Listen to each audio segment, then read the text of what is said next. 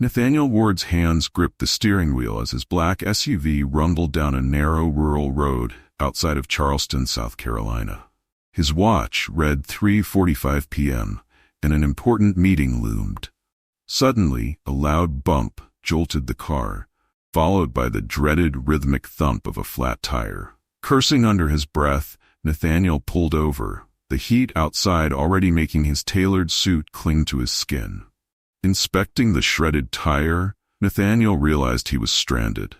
His phone flashed, no service, and frustration simmered. In his world of luxury and assistance, he'd never changed a tire himself. Resentment bubbled as he muttered about the unfairness of being left alone on a scorching road. Then, he spotted a figure in the distance. A boy, no older than 14, approached with confident strides.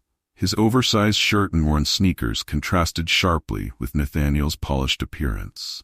"Need help, mister?" the boy asked, his voice steady. Nathaniel hesitated, unsure whether to trust him. "It's a flat. I don't know how to fix it."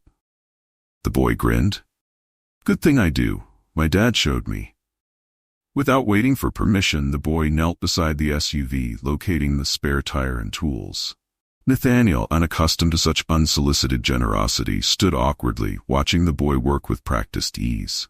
"You're really doing this?" Nathaniel murmured, his disbelief clear. "Just a tire," the boy said with a shrug, his smile warm. After a few minutes, he stood, wiping sweat from his brow. "All done." Reaching for his wallet, Nathaniel offered a handful of bills. "Here, for your trouble." The boy shook his head, stepping back. "Nah, mister, I just wanted to help." Before Nathaniel could protest, the boy waved goodbye, his silhouette disappearing down the road. Nathaniel stared after him, the crisp bills still in his hand. He climbed into his SUV, but his thoughts raced. A stranger had shown him unreserved kindness, asking for nothing in return. A concept so foreign, it left him uneasy. Driving away, Nathaniel found himself glancing repeatedly in the rearview mirror.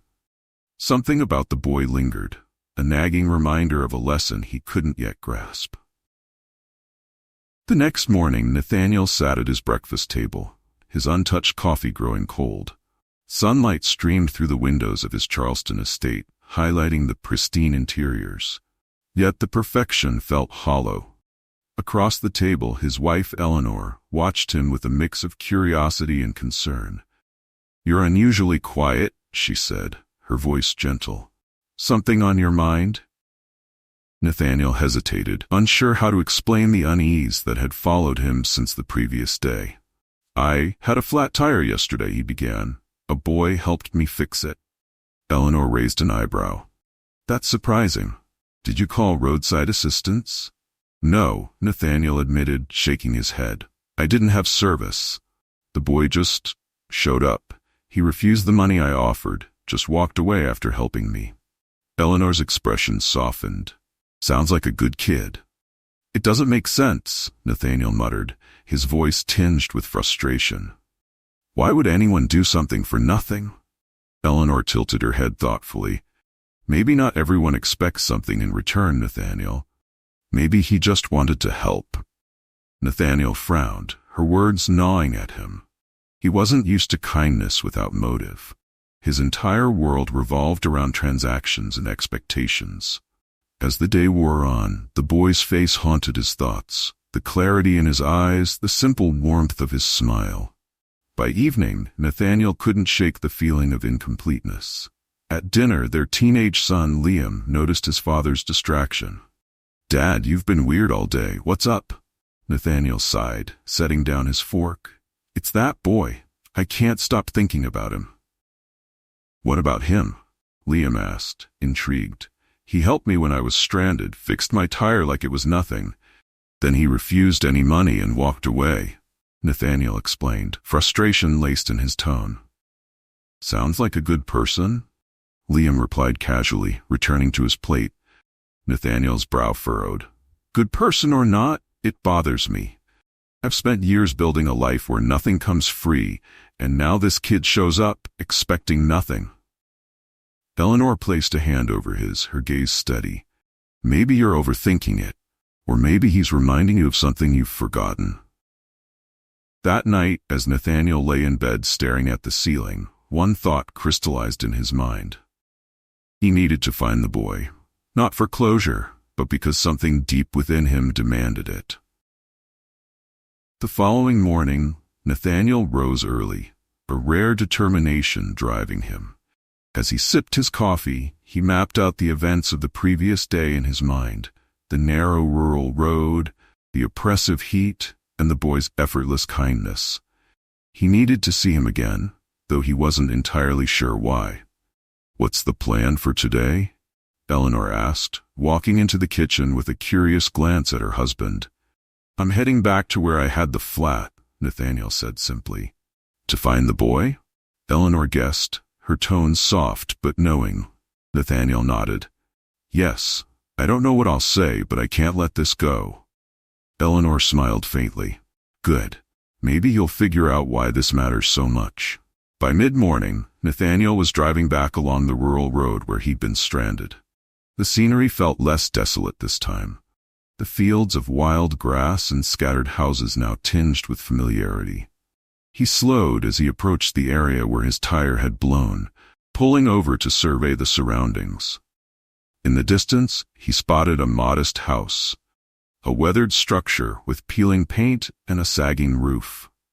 Something about it felt right, and Nathaniel decided to take a chance. He parked the SUV and approached the front door, his polished shoes crunching on the gravel path. Before he could knock, the door creaked open, and a woman stood there. She looked to be in her late 30s, with tired but kind eyes that widened slightly at the sight of him. "Can I help you?" she asked cautiously. Yes," Nathaniel stammered. "I'm looking for a boy, about 14. He helped me with my car yesterday." Recognition softened her features, and she nodded. "You mean Tyler? He's my son." Relief washed over Nathaniel. "Is he here? I'd like to thank him properly." The woman called over her shoulder. "Tyler, someone's here for you." Moments later, Tyler appeared, his expression lighting up when he saw Nathaniel. "Oh, hey, mister," he said with an easy grin. Nathaniel stepped forward. "Tyler, I couldn't stop thinking about what you did for me yesterday. I want to repay you somehow." Tyler shook his head, his smile unwavering. "I told you, mister, it wasn't a big deal." But for Nathaniel, it was. And in that moment, he realized this was about more than just gratitude. It was about rediscovering what truly mattered. Nathaniel stood in the modest living room of Tyler's home, the difference between this place and his own sprawling estate striking. The floors creaked beneath his feet, the walls bore faded paint, and a small kitchen table wobbled slightly when Tyler's mother, Margaret, set down a pot of coffee. "You really didn't need to come all the way out here," Margaret said, her voice polite but cautious. "I did," Nathaniel replied firmly. "What Tyler did, it's been on my mind ever since. I want to do something for your family. Please, let me help." Margaret hesitated, her hands tightening around the coffee mug she was holding. "We don't take charity," she said quietly. Nathaniel nodded, sensing her pride.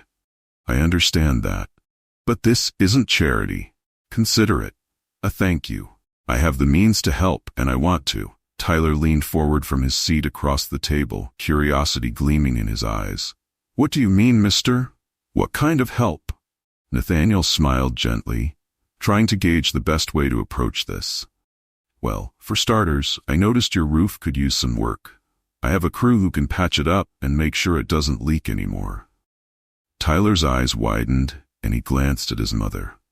Margaret opened her mouth to protest, but stopped when Tyler spoke up. "Mom, we really do need that fixed." Margaret sighed, her resolve wavering. "It's not just the roof," she admitted softly. "The kitchen plumbing barely works, and the floors are, well, you've seen them." "Then let me take care of it," Nathaniel said, his voice steady. "This house, it's your home. It deserves to be safe and comfortable." Margaret exchanged a long look with her son. Tyler's hopeful expression made her shoulders sag. "All right," she said finally, "but no extravagance, Mr. Ward, just what we need." Nathaniel nodded, a genuine smile breaking across his face. Of course. Thank you for letting me do this. Over the next week, Nathaniel returned daily with a crew of workers. He helped patch the roof, fix the plumbing, and replace the broken floorboards. Tyler shadowed the workers, his enthusiasm infectious, and Nathaniel found himself unexpectedly enjoying the labor. For the first time in years, Nathaniel wasn't focused on deals or deadlines. Here, in this small home, he felt something new, a sense of purpose and connection he hadn't realized he'd been missing. The renovations progressed steadily, transforming Tyler and Margaret's house into a home filled with light and warmth. Each day, Nathaniel arrived early, helping wherever he could, from holding tools to sweeping sawdust. Though manual labor was foreign to him, it felt grounding, even liberating. The once dilapidated house began to reflect the joy and gratitude that filled its walls. On the final day of work, Nathaniel brought a surprise tucked into an envelope. As the workers packed up their tools and prepared to leave, Nathaniel approached Margaret, who stood on the newly repaired porch, her face a mix of amazement and disbelief. "Margaret," he began, his voice soft but resolute, "there's one more thing I'd like to do for you and Tyler." Her brow furrowed in curiosity. "Nathaniel, you've done more than enough. We can't accept anything else." "This isn't about what you can or can't accept," he said, handing her the envelope.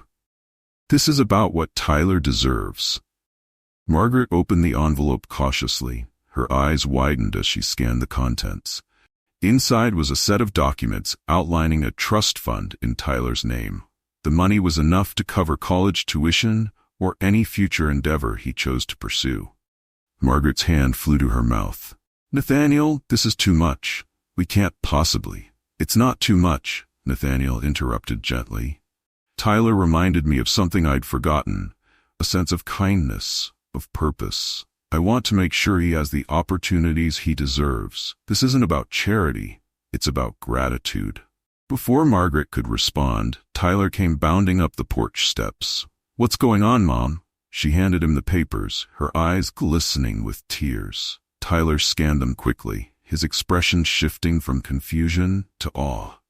This is for me?" he asked, his voice barely above a whisper. Nathaniel crouched to meet Tyler's gaze. "It's for you, Tyler, so you can dream as big as you want and never feel like something's out of reach." For a moment, Tyler was speechless. Then, without warning, he threw his arms around Nathaniel in a fierce hug. "Thank you," he whispered, his voice thick with emotion. Nathaniel patted his back, his own eyes misting. "You deserve it, kid." Margaret, standing beside them, wiped away tears as she whispered, "You've changed our lives, Nathaniel." Nathaniel looked up at her, his voice steady. "You've changed mine too." The morning sun bathed Tyler and Margaret's house in a golden glow as the neighborhood came alive with excitement. News of the transformation had spread, and curious neighbors arrived, eager to see the house that now stood as a symbol of hope and kindness. The laughter of children mixed with the hum of conversations as Margaret welcomed everyone with her warm smile. Nathaniel arrived early, greeted by Tyler's energetic wave from the porch. "Mr. Nathaniel, come on, you've got to see this." Tyler's voice brimmed with pride as he ran down the steps to meet him. Nathaniel followed Tyler inside, marveling at the changes. The fresh paint, the sturdy floors, and the cozy new furniture turned the house into a home that radiated love. In Tyler's room, a small desk by the window caught Nathaniel's eye. Tyler pointed to it excitedly. "Now I have a place to do homework, just like you said." Nathaniel grinned, ruffling Tyler's hair. "You've earned it, Tyler. This is just the beginning." As the day wore on, the house filled with neighbors offering food and congratulations. Margaret moved through the crowd, her face glowing with gratitude. When she found Nathaniel standing by the window, observing the joyful scene, she approached quietly. "You've done something incredible here," she said, her voice thick with emotion. "Not just for this house, but for us, for me and Tyler." Nathaniel turned to her, his smile soft. It wasn't just me. Tyler reminded me of what really matters. Family, kindness, connection. I've been missing that for a long time. Margaret reached out, her hand lightly resting on his arm. You're part of this family now, Nathaniel. Always. The words settled in his heart like a promise, filling a void he hadn't realized was there. He nodded, his voice steady. That means more to me than you know. As the gathering wound down, Tyler pulled Nathaniel aside. His face was serious, his eyes bright with determination. Mr. Nathaniel, I've decided what I want to do when I grow up. Nathaniel raised an eyebrow, intrigued. Oh, what's that? I want to help people, Tyler said firmly. Just like you helped us. I want to make a difference. Nathaniel felt a lump in his throat. Resting a hand on Tyler's shoulder, he said, You already have, Tyler. You've made a difference in my life, and I know you'll do the same for so many others. As the sun dipped below the horizon, Nathaniel stood on the porch, watching the stars begin to dot the sky. Tyler and Margaret joined him, their silhouettes framed by the glow of the newly lit house. For the first time in years, Nathaniel felt at peace. This journey had started with a flat tire and a stranger's kindness, but it had led to something far greater. A renewed sense of purpose, a chosen family, and a bond that would last a lifetime. Turning to Tyler, Nathaniel smiled. Ready to see where this journey takes us next? Tyler grinned. Always. And together, they stepped inside, ready for whatever came next. A future built on kindness, connection, and the belief that even the smallest acts of good could change the world. Don't forget to hit like and subscribe so you won't miss any of our latest videos. If you have any questions or comments, feel free to leave them below. Thank you all for taking the time to watch, and see you in the next video.